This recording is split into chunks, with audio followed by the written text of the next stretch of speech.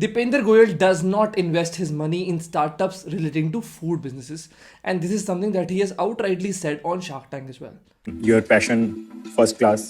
अगर आप 20 साल पहले मेरे पास आते जब मैं वहाँ पे कॉलेज में था और बोलते कि यार आजा ज्वाइन मार ले मेरे को, कर ले, बिजनेस कर रहे हैं हम, मैं I would have joined you. लेकिन I am out.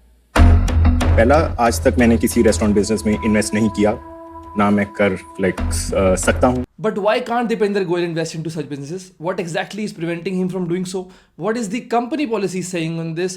What is the employee angle on this? And what you can learn from this video is exactly what we'll discuss in this video. Alright, so the first thing that you might want to know is that whenever in an ordinary course of transaction, an investor is putting his money into a startup, then at the stage of the execution of definitive agreements, you will certainly find a non-compete clause, which basically prevents the founder of the startup company to get into any competitive business. And it is highly likely that Deepinder Goyal also has these restrictions in the capacity of a founder, but he also has certain other restrictions in the capacity of an employee because he is also the chief executive officer of Zomato, which basically means that he's also an employee.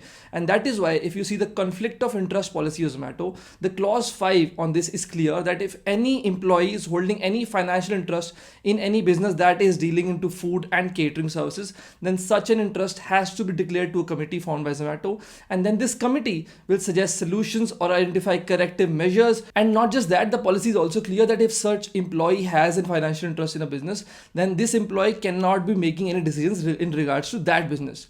This will eventually create problems for Deepinder Goyal if he happens to hold such an interest in any business. So there is no point for him to do so. But the point that you should note here is that this policy is not only applicable to the CEO, but to all the employees. So it reduces friction between the company and the employees as far as what they can do and what they cannot do.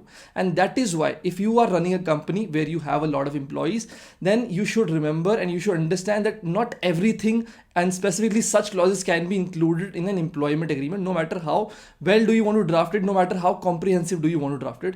Rather, you should always have a complete company policy. And once you have a complete comprehensive company policy in place, then in your employment agreements with your employees, you can always have a clause that the employment agreement has to be read in addition to the company policy. And with this, you also get ensured to the fact that if you later on amend or modify your company policy, then that is also binding on your employees without you having to amend all the employment agreements with your employees.